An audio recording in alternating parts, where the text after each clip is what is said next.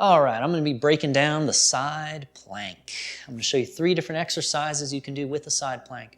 I'm going to show you the 3 different forms you can do a side plank in. And I'm going to show you the 3 main things that I look for when I set up to do a side plank so that we know your technique is good and you're going to benefit the most out of any type of side plank that you do. All right, let's get to it. All right, let's break down the side plank. 3 things when setting up for the side plank. Number 1, body completely in line. So ankle to knee to hip to shoulder, you want in a perfect straight line. There's a tendency for the hips to want to bend and move backward, and then you end up with like this hollow body position. Don't let that happen. Keep those hips pushed forward and in line with your body. That goes for the elbow that's on the ground too. Should be in line with the shoulder, hips, knees, ankles. Okay, and then the feet, there's 2 things you can do with the feet. I like to put my top foot on top of my bottom foot and up a little bit. So I'm creating kind of like a shelf to stand on with my bottom foot. And I'm standing on it with my top foot. The other way is heel to toe or staggered. So you take your top foot, put it in front of your bottom foot.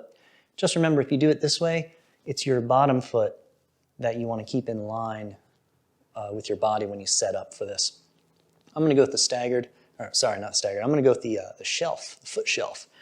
And then your elbow, you want the elbow to be below the shoulder. Not up here above the shoulder, not at the shoulder, below the shoulder. And the reason for that is once you lift up into the side plank, it's going to line up a lot nicer and you're going to avoid any kind of weird tension or pain in the shoulder. All right, so those are the 3 things. Straight body, foot placement, elbow placement, and then you can go into the plank. Your top arm, if you don't know what to do with it, some people throw it up in the air. I just hover it right here above my body. Definitely don't let it fall down because that's going to create a rounding in your top shoulder here and mess up your form and make you start rolling over. So just keep it anywhere above your body. Okay, now there's 3 different forms you can use. You can use the kneeling position where you're on your knees and you do your plank like that. You can do half kneeling, 1 leg straight, 1 leg bent. You can go up like that. And then, of course, the regular or full side plank. There you go. And now, let me show you 3 types of side plank exercises you can do. The first is just your side plank. You get in it and you hold it. You can do it for time, however long you want to hold this for. To progress that, I would suggest you do side plank dips. And a dip, you start in a regular, good, solid plank, tap your hips on the ground, and then drive them up higher than your plank. So to here and above. So I tap my hips on the ground, and I push them up as high as I can. I'm trying to create as much rounding here in my side, and really get those hips as far to the ceiling as I can get them to go.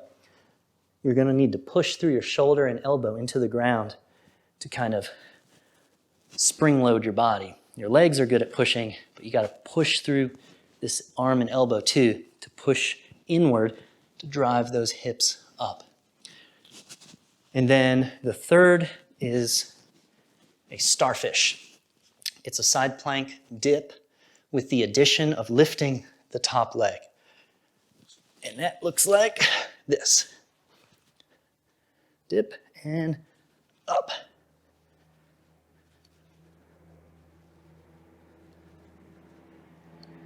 Okay, and of course you can do all of these with the kneeling version, half kneeling or full. So let me show you the kneeling. So you got your kneeling plank, kneeling side plank dips, and kneeling starfish.